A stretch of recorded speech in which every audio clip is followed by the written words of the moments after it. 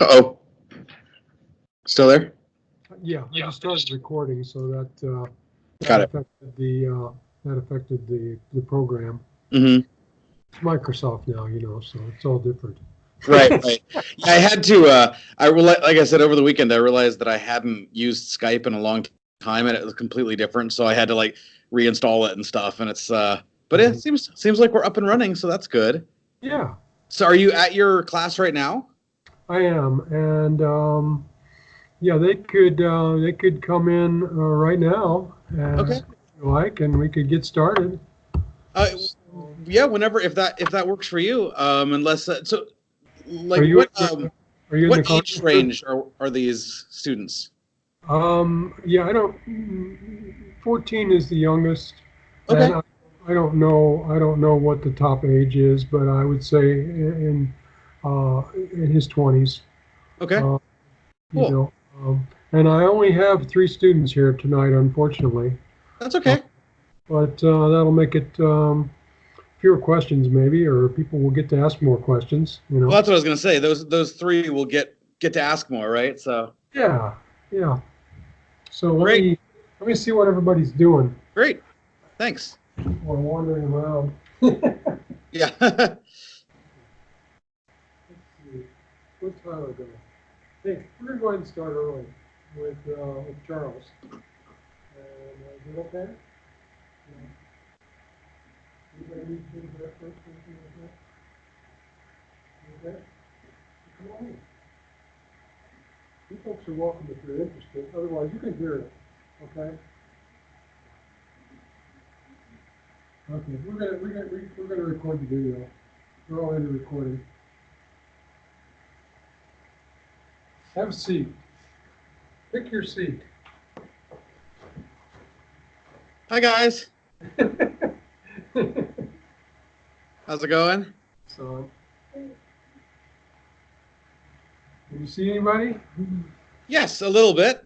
There See you a few go. people. Oh yeah, okay. Yeah, there we go. That's a little bit. Yeah, the chair was blocking a few folks. Hey folks. So Hi. thanks for joining us. So my name is Charles Alleneck, and I am a ex-student of your professor as well. Artie was my teacher back in Colorado Springs, where I grew up, and he that was back when I was in high school. I'm sadly a lot older than high school now, but I was when I was in high school. There was a cartooning school in the town, and Artie was the animation teacher there, and it was kind of sorry. I'll hold off. Okay. We're Can you good. guys hear me and see me? Okay. Yeah, we can see you fine. Yep. Okay. Terrific. Yeah. So Artie was the animation teacher at that school, and I credit him with me getting into animation, really, because before that I knew that I liked I grew up drawing and cartooning, and I liked storytelling and things like that, and so I went to this cartooning school. But until I met Artie, I didn't really know that there was a field that kind of combined all those things, and suddenly kind of this light went on that, like, oh, wait a second, animation is kind of all of those things. It's drawing, it's storytelling, it's filmmaking, it's all of that stuff. And so Artie was the first one who really inspired me to get into the industry, and I learned a lot under him about how just the basic principles of animation work. And so then I went to I'll tell you a little bit about my history. So I'm from Colorado, as I mentioned, and once I went off to college, I went to a school in just north of Los Angeles called California Institute of the Arts, or CalArts, it's often called, which at the time was considered kind of the school to go to for traditional Disney style animation. And so I was like super excited to go there. I was very, very lucky to get in. I worked really hard on a portfolio to get in, and didn't get in my first time I applied, but I did get in my second time I applied. And then I went to a 4-year program there for character animation, where we mostly learned traditional 2D cartoon animation. When I got out of school, I graduated in 2000, which is an insanely long time ago now, and some of you were probably like possibly not even born then. But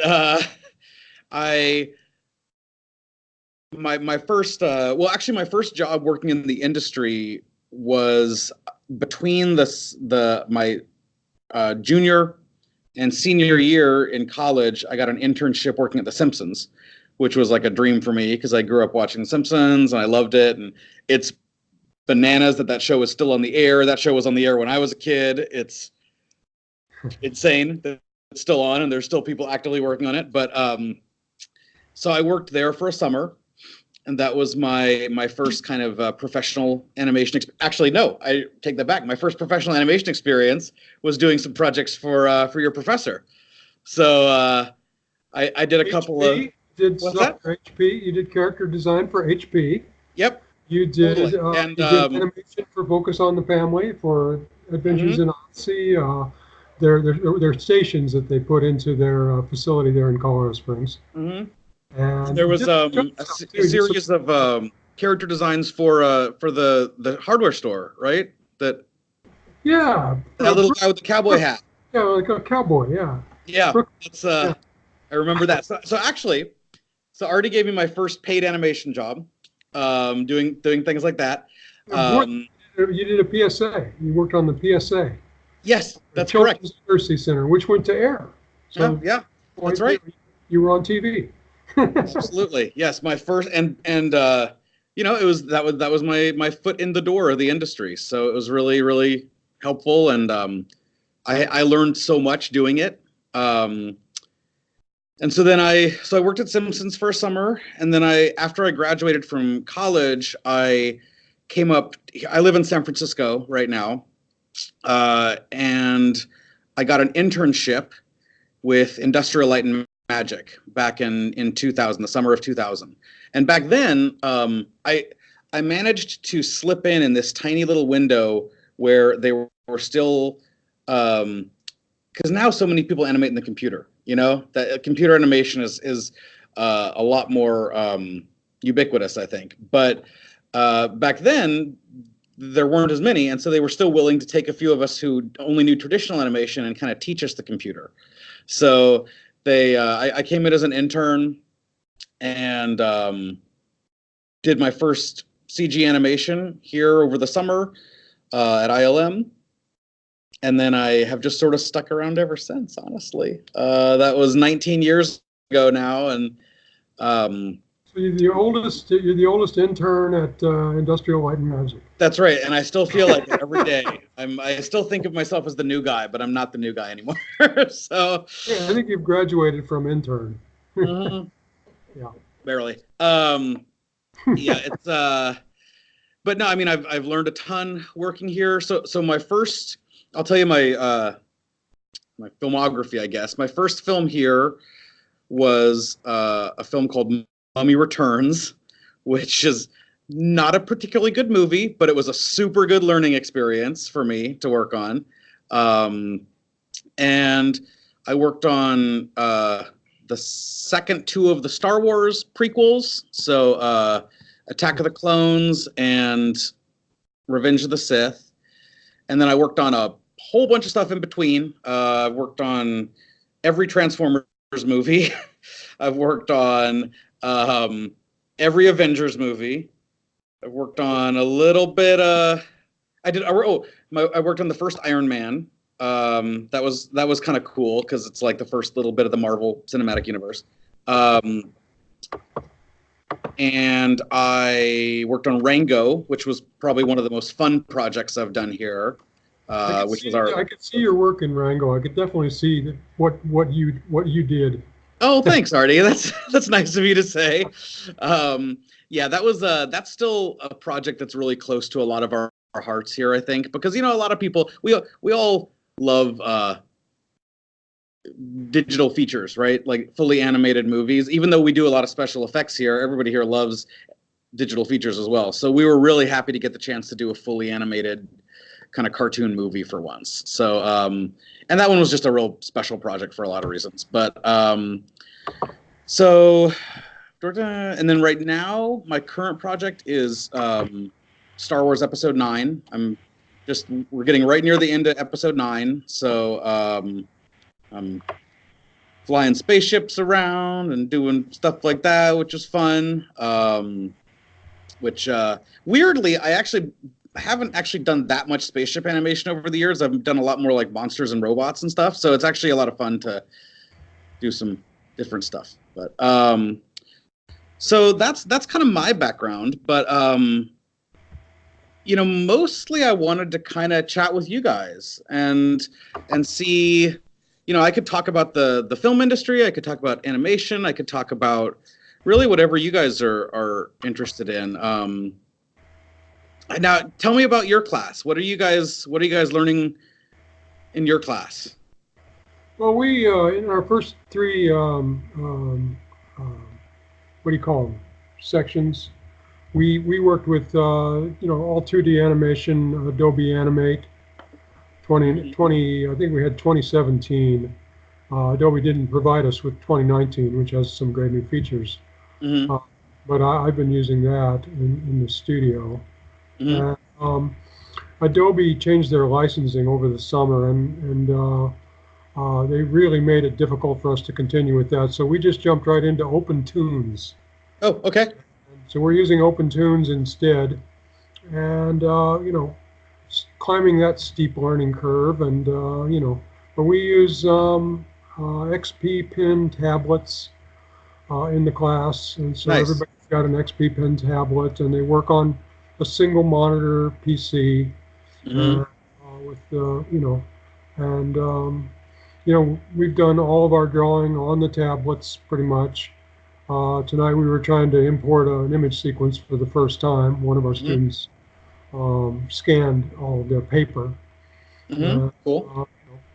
And we've done several in the more advanced classes, because I do different sections in the class. We've done a couple of PSAs and just a short cartoon, 1 or 2 minutes. Nice. Farm humor. Right. Nice. Yeah. That's awesome. So you're doing mostly it's 2D animation, but you're actually drawing it straight in to the computer sometimes? Yeah, we're drawing it all straight in, and we're doing we've been doing cutout animation. We've been doing animate puppets, and we're also doing OpenToons rigging. Cool. So yeah, one student who isn't here tonight completed one of those in OpenToons yesterday and made the character jump with anticipation and follow through, and I was so proud. Mm-hmm. We've just been having fun with it and learning, and we have some advanced students in with some beginning students, and so, but the classes are small. The biggest one was 10 students, and we have 5 in this class. Unfortunately, as I say, we only have 3 of them here tonight, but it's because of school. That's all right. That just means that you guys get to ask me more questions, right? Yeah. So who has a question for Charles? Who's first? Charles, I need to know more about Artie. Well, I don't know. I can't give anything. It's a privilege. I can't give you anything scandalous. I can tell you he was a terrific animation teacher and very inspiring, and gave me the real lowdown on the business when I was desperately in need of it. So that's that. I wish I had something more salacious to offer you, but This young lady has a question. You want to step up here so he can hear you? If you don't mind. hi. You're on camera when you come over here too. So my first question is, what would you say is the best part of being an animator for big films and studios and such? Okay, the best part. I think it's a combination of things. First of all, you kind of end up, you take it for granted a little after a while, but sometimes you have to step back and realize that like, it's a pretty interesting job. It's very different day to day. You get different challenges with every film. One of the things I love about being at ILM versus say being at and by all means this is not a disparaging comment about any other studio at all, but a studio that does like a longer term project, like a 3-year project. We work on a lot of films that are anywhere from 3 months long to like a year long. So they're shorter projects, and because we're working with so many different directors, we get to do a lot of different styles. We get to learn a lot of different stuff, and we get to absorb a lot of different aesthetic tastes. And you start learning like, oh, well, that's what makes this director's signature style that director's signature style. And this is what, this person really likes spinning cameras, or this person really likes a certain kind of color palette, or, things like that. And you start really kind of picking up little bits and pieces of artistry from each different person you work with. So I really like that kind of turnaround of getting to work with lots of different crews, lots of different directors, lots of different other people, which brings me to my second point, which is that the group, like, animators are really fun people to work with. Like, just in general, I think that animators are, and artists in general, are a real pleasant, fun, creative bunch of people to work with. And, like, that's one of the reasons I've loved working here for as long as I have, because I've gotten to work with this really, really cool group of people for so long. It's nice to feel like you're working on something that audiences enjoy, honestly. I mean, it sounds a little maybe I don't know, sort of small scale or something, but I really like the idea that, like, oh, something I did, somebody is enjoying, And I think that's kind of what all of us got into animation for, right? Is like, look, we made something and now they're laughing at it, or you like having your little stamp on a thing that that a lot of people have seen. It's fun. So I would say those are kind of the highlights for me.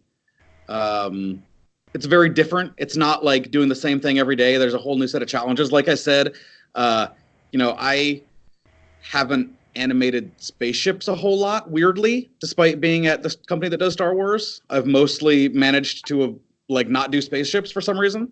And so I've always been a little bit, I've put off learning things like path animation, like animating things along a path. I've always kind of like, I don't want to mess with that. I want to do the robots or something. So I've had to do a lot of paths on this show, and now I love it. It's a lot of fun. And so I like getting to learn something new on each project. Did you want to follow up on that, Lauren? You had another question, I think. You remember what it was? I guess I had another one. What inspires you to keep on animating? Because I know I've heard from a lot of different animators that sometimes it can be very overwhelming. And so I was just wondering, what keeps you going, that just makes you want to keep doing what you're doing? Let's see. That's a very good question. Well, because part of it is that I that initial love that I had for this industry, even though, obviously being an animator is a job. There's certain days when you'd rather be not doing the job, and there's certain days when you'd rather be goofing off at home watching TV or something. But as jobs go, it's a pretty good one. It's a lot of fun. Like I said, it's got a lot of neat challenges. And I think what keeps me going is that even on those days where you do feel kind of like, I'd rather be not doing this right now, that initial love that you have for the medium is still there. I still love movies, and I still love television shows, and I still love storytelling and drawing and you know, all of those aspects that make up animation. And I kind of like, whenever I'm feeling kind of less than inspired, I try to kind of go back to the basics mentally and remember, like, okay, that's what I love about this. That feeling of when I was watching such and such movie and the way it made me feel, now I want to try to make somebody else feel that way, you know? And then you have shots that because we work on a kind of a shot by shot basis. We don't always necessarily get a giant one single chunk of a movie. You have your shots that you kind of take ownership over.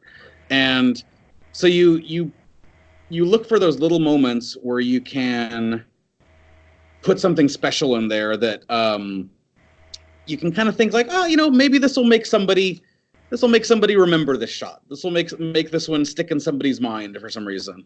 And I guess that's, you know, oh, and then when it does come together, and it doesn't for every shot, you know, some shots when you get to the end of them, you're like, I wish I could have had another couple passes on that one. That one's not quite what I envisioned it. But every once in a while, you get one that like really comes together in a nice way, and it's really rewarding, I think, to have that thing that you feel like you kind of got right, I guess. So you kind of have to savor those moments, I think. And I guess that's what kind of keeps me going. Plus, honestly, looking around at all the other people around me and seeing just the immense talent around me, it's very inspiring. I think that's one of the cool things about working with a bunch of other animators is you can kind of draw inspiration from each other. You know, you look at somebody else's work and you're like, man, how did they do that? That it was so good. And then you get that little extra kind of fire lit under you to go and try to do the same, you know? Yeah, I always thought that collaboration was one of the best parts of working in animation, more so than comic books, you know. And when you're working on a film, everybody's, you know, in it to win it. You know, they all want to make something really good, something they can hold up and say, I did this. You know, so everybody's trying to shine and do their best work and everything. Absolutely. It has a budget, you know. Right. That kind of thing. But yeah, and yeah, the camaraderie is great, and you do learn from each other, and you do. That was a big part of all my studios that I've had, is just learning, you know. So it worked real well with education, and now I know you're involved in education too, with Animation Mentor. Yes. Although it's to be perfectly honest, it's been a couple years since I taught, but I did teach for a long time at Animation Mentor. I ended up dialing it back a little bit when other life things came up, but I did teach for probably 10 years at Animation Mentor, and I found that extra rewarding as well. So, neat. Yeah, working with talented young people is always inspiring. Yeah. And that's, absolutely.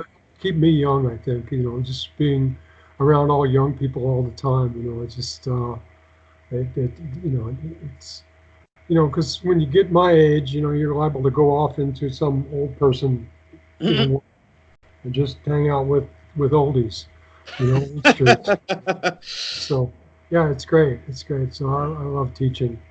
Yeah. I love seeing that spark that they have of just wanting to create something, you know. I agree. And seeing people solve problems, that's always super satisfying, I find, when somebody is up against a problem and they find a creative solution for it, you know, and a solution that's like really aesthetically interesting. I always find really neat. And I especially love it when it's something that I never would have thought of.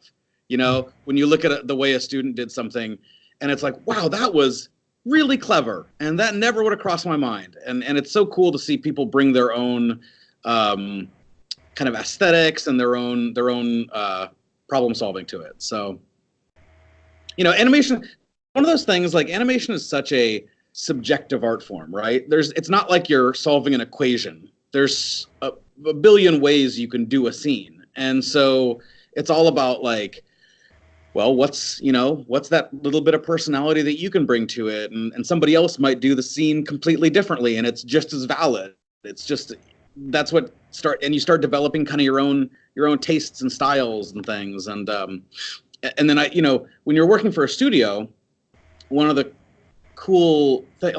things they expect you to be able to do, and one of the kind of neat talents that I think it's good to have, is the ability to adapt to different styles.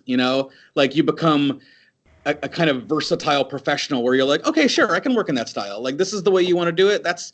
And you start kind of knowing what makes one thing a little more cartoony, what makes one thing a little more physics defying versus, maybe something has got to be like dead on realistic. And then you can kind of, like, that what I was saying about like getting to work on different projects, like, when we were working on Rango, we were going for like a very quirky cartoony style where you could get away with like big cartoony motions and big poppy timing, and the timing was all a lot more extreme than, say, animating a character that's supposed to be like what we call a digital double, which is a full-on realistic. You're supposed to buy that this is a digital stuntman because we couldn't do this to an actual person. So we're having this digital person fall out of an airplane instead, and he has to fall like a real guy. And, that's a completely different timing sense than animating like a cartoon character. And it's hard sometimes to switch gears between things like that. Like some animators definitely tend a little more toward the cartoony, some tend a little more toward the realistic. When you're going into the realistic animation, you have to almost like adapt or unlearn some of the kind of cartoony rules that you've honed over all these years as an animator. I know I had to do that when I started working at a visual effects studio. But like I said, every project you learn a little bit as you go, and you do a lot of trial and error. Mm-hmm. Marie, did you have a question for Charles? Tyler? Anybody? I've got one. This is Jimmy, by the way. Just curious. Hi. Hi, Jimmy. When Artie came to us a year ago, we were just thrilled. And one of the reasons I'm a transplant to Adair County, as Artie is, but I've been here 25 years. Mm-hmm. I know the community and the people. And what excited me most about this class was most of our population want to stay here. They want to live here. This is home. Mm-hmm. They want to make a career wage. And we are a poverty county. Mm-hmm. So anything we can do, any skill sets we can offer to make a career wage is tremendous. Is there a big market for animators across the state, across the nation, to work out of their home? Or do they need to end up going to a company like yours? Or do you guys employ people outside your office, your brick and mortar? We do, actually. I would say that while probably the bulk of animators still work at a facility, there are more remote work freelancers now than there have ever been. And I suspect that trend is going to continue to increase because, with technology, it's a lot more viable to do that now. Like, people can use their home computers to do a production quality animation, whereas that's really only been an option for about the past 10 years or so, but now we're to that point where people can do that. I think probably the biggest hurdle to get would be getting yourself on the radar of a studio, because studios do definitely hire independent freelancers for things. But a lot of the time we go by, word of mouth, people who work here, it's kind of part of the community. So I would say, the other good thing is that now there's a thriving animation community on the internet. There's all sorts of boards and forums and things where you can use that as kind of a jumping off point to find perhaps some opportunities for work. I don't know, unfortunately, like the percentage of animators working right now who are working remotely or as freelancers, but I mean, I know I have a lot of friends who will leave here and then they'll just go do freelance for a while, and there's nothing to say that they can't do that from anywhere in the country. Especially now with a lot of productions being done overseas, like China is financing a lot of animation here and there, and so I know people here who who are working on Chinese animated films from their homes, and that could be from anywhere in the country. It's like you're equally far away, whether you're in Oklahoma or San Francisco or Florida or whatever, right? So, I still think it's probably not the norm yet, but it's definitely an increasing market share of the jobs. Does that answer your question? Yes, sir. Yeah. Okay. If I can just interject, it's more so in the commercial space as opposed to the entertainment space that people are freelance and working from home. For instance, in my studio, I work with over 50 people right now, and 0 of them work in the studio. I'm the only one in the studio, Right. So, only management and, billing and all those operations are in the editing, are in the studio. All the animation, really, except for what I do, is done, in people's homes or in their own studio, etc. And that's definitely a trend. Okay. Yeah, and I think it's I think it's a growing. Honestly, a lot of people want things to move in that direction. I think animators want a little more freedom with where they can live, right? Because it's like right now, there's really only a handful of places in the country and the world where if you're going to be physically at a studio, there's not that many animation studios. There's San Francisco, there's LA, there's New York, there's Texas, there's Vancouver, there's but you can almost kind of count them on one hand, right? In this country, but obviously people would like to have more chance to live in other places and still do this kind of work. So I think, I know that animators ourselves are always pushing for that. A lot of the times the pushback comes from studios who want to have everybody in one place for whatever reason. But now they're starting to see the benefit of having a smaller studio footprint, not having to buy a giant or rent a giant facility, and being able to just sort of draw in work from all over, I think. So yeah, I think it's definitely a growing trend. I hope it continues. Yeah, thank you. Sure. Good question. Anybody else? Yeah, come on up so I can hear you. This is Tyler. Hi, Tyler.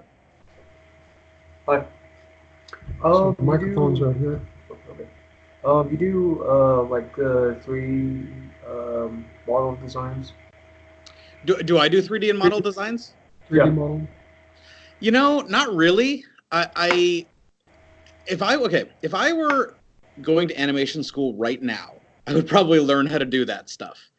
But since I came out of a 2D background, I actually never really got that good at modeling. I've done a little bit. I've played around with a little here and there, but honestly, I mostly just do animation. And that's the nice thing about working here is that there's the whole model department who does all the modeling and rigging, and then it's just up to me to kind of animate it. So that being said, I think it's super good to be a versatile kind of multifaceted animator nowadays. And if I were to go to school now, I would definitely focus on modeling, rendering, and rigging as well, because I think that probably makes you more desirable for companies these days, and it just gives you the opportunity to produce more of your own kind of complete works, Okay. Yeah, I feel that it's become very specialized, especially in the 3D space. Mm-hmm. That there aren't very many Renaissance men and women who do it all. They're mostly in small studios. And from what I understand, it's more common in Europe.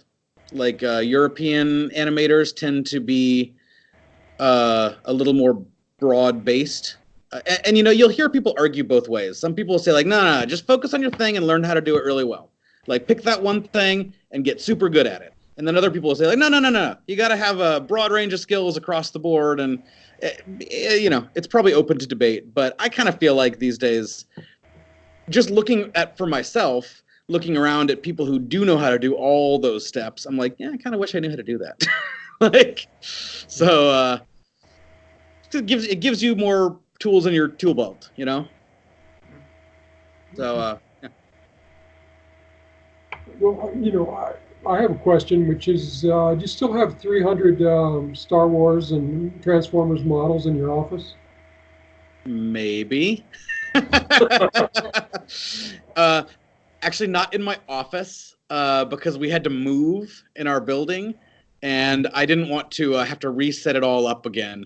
So a lot of that stuff got shifted home. Now I try to keep a smaller, more streamlined footprint at work. But, you know, anybody in there who might be a collector of things, you know, the collecting sickness, and it doesn't really ever stop. So it just ebbs and flows. But yeah, but I like tactile. Here's my trying to make it sound respectable excuse for all that is I like the tactile sensation of things that I can have on my desk that give like visual interest, you know? So I just feel like it's inspiring to have like, plus I gotta say, a couple times it's really come in handy to have little toy spaceships and robots and stuff hanging around because somebody will come by your desk and they'll be like, no, I want it to move more like this. And they'll pick something up and swoosh it around. I'm like, oh, okay, that actually made complete sense. So that's my excuse for having stuff like that. The other thing is, you know, what's your best advice for people who want to break into the industry? Where would you start today if you were beating the streets?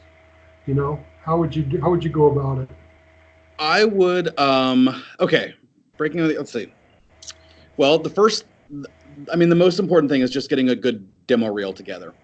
You know, this is one of those industries where it doesn't really matter how much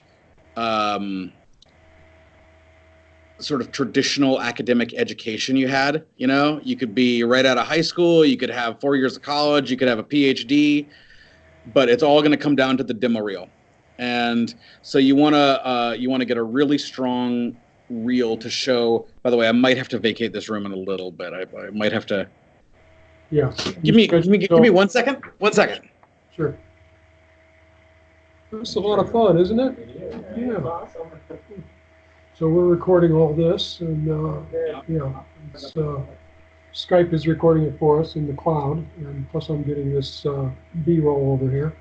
Guys, I'm sorry, my time in this room has expired. Could we maybe continue this another time, perhaps, if you're up for it, or? I'd love to. All right. We got a new class starting in a couple of weeks. All right. Yeah. Guys, it was a real pleasure. Yeah. Thank you so much for your time. Thank you, Charles. Thank you, Artie, and thank you, class. I'll see you guys later. Take care. Right. Bye. Bye.